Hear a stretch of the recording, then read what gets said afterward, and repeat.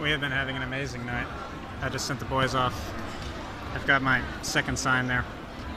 The interns, they went off to get gelato. But we've been here for about 3 hours, and it feels like it's been non-stop. We had a girl who pretty much teared up, like when we started talking about the gospel. Oh, it almost looked like she teared up. I listened to everything. It was pretty cool. I just talked to a kid who's all tattooed up, had all these skull rings on him. Found out he's ex-Jehovah's Witness, been kicked out because he didn't share things, but he still believes in the Bible. And we started talking about the gospel and stuff, and he liked everything I said, but he started resisting a little bit. And then we found out that he doesn't believe in the Trinity. So I shared for him what I think is the most powerful proof text of Jesus' divinity and the Trinity, Philippians 2. And started talking about that stuff.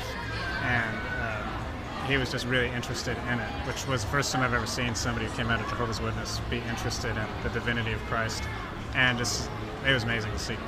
So his name was Gabriele, and young guy, and really cool. So I hope to God that something happens from it. Ragazzi. Are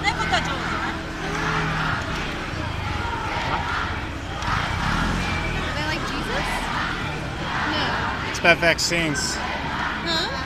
Vaccini, vaccines. Let's talk about vaccines. Carla to the gelateria. Seriously? She'll be back. Oh, she did. She was just quick. I guess it's smart. What is it?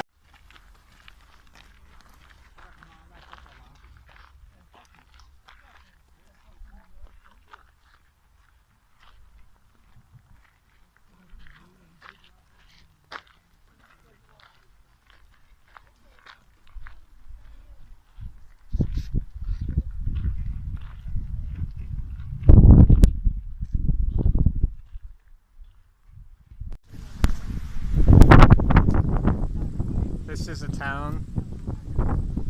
Sorry, this is a place called Vaillant. And what this is a big dam down there. And this used to be filled with water. And I think in the 60s is when this happened. Scientists had said don't build the dam here because this mountain is unstable. And the companies building it didn't care. So they built it anyways, and once this was all filled with water, eventually this broke apart, slid down into it, and a huge tidal wave of water went over the dam and went down into the town of Vaillant and killed 2,000 people. So it was a terrible thing. And now I'm here with some church members, and Alex was just talking about how down there, if you can see the flags, you have to pay money. In fact, there's a paid parking meter here on the side of the road. They want you to pay just to park here. And they have a little business where you pay money to go climb up the dam, and you can buy money, or you can buy sandwiches and things like that, he said. So he said it's a pretty immoral and disgusting way of doing business, just making a profit off of a tragedy like this. But it's quite an interesting bit of history. Oh, and somebody's climbing the mountain up there, if you can see them. So it's really an interesting place. So there's a lovely town.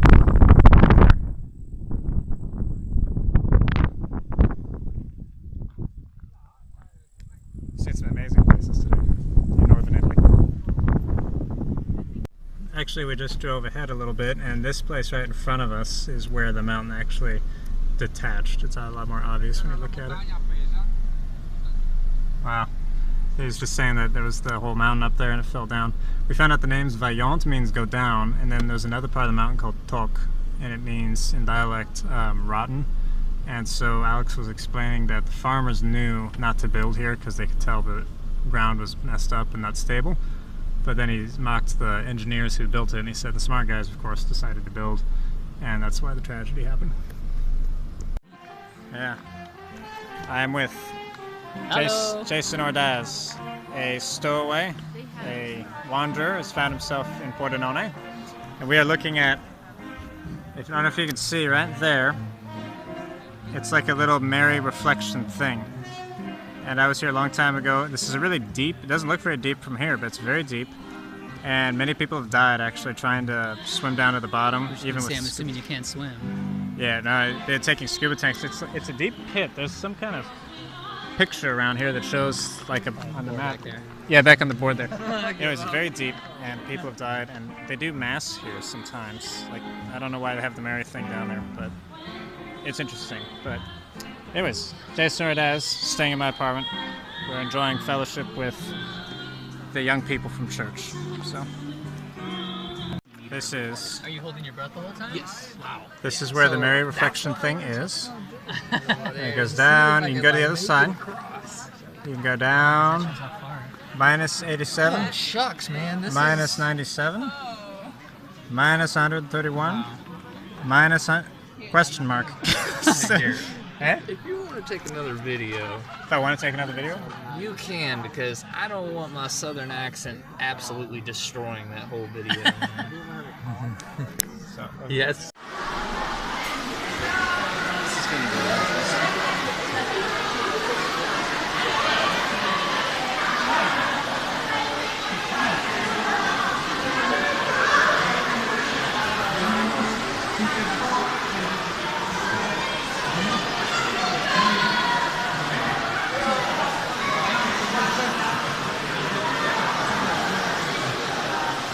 Cari fratelli, siamo qui per fare il battesimo di Andrea. Andrea, hai accettato il Signore? Sì. Sai che il battesimo non ti toglie niente, che è per fare obbedienza al Signore della vita. Bene, con la professione di fede che Lui ha fatto davanti al Signore, davanti a tutti voi, io, fratello, te battesimo nel nome del Padre, del Figlio e dello Spirito Santo. Amen. Morti e venuti.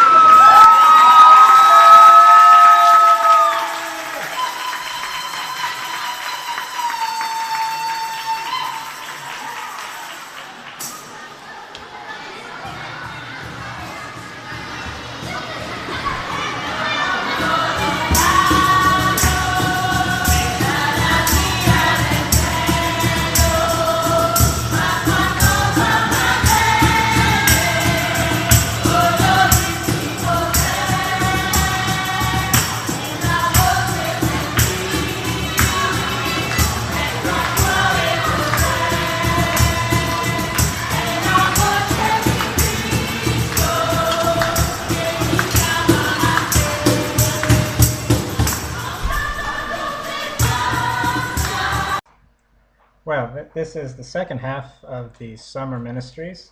Even though it's about fall by now. But, oh, by the way, that baptism video was taken in Udine.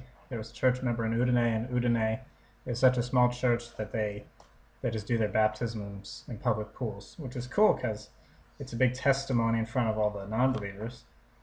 But it was also an odd experience because they had a pizza lunch, and church service that same day on the grassy lawn. Kind of, we didn't see it in the video, but it's behind the pool, and we had set up all of our chairs, and we were just facing, kind of the trees in the shade. But behind us were all the sunbathers, and Italy's a little different. Like topless women, it's okay for Italians to do that. So we had our church service, and behind us were a bunch of half-naked people. So it was a very unique church experience. So, in addition to that news, this here that I'm holding in my hands is my education. And I had to write summaries for all the books that Sam had me read. I had this list of books, some of them systematic theologies that are over 1,000 pages long, and some of them quite old. Things that I had to read to fulfill my obligation of being here because I didn't go to Bible school. So I have finally finished that. It took 3 years and 10 months. So I finished slightly ahead of schedule, and was also in the meantime able to read the books that I was more interested in, things on exegesis and Hebrew and Greek grammars and things like that.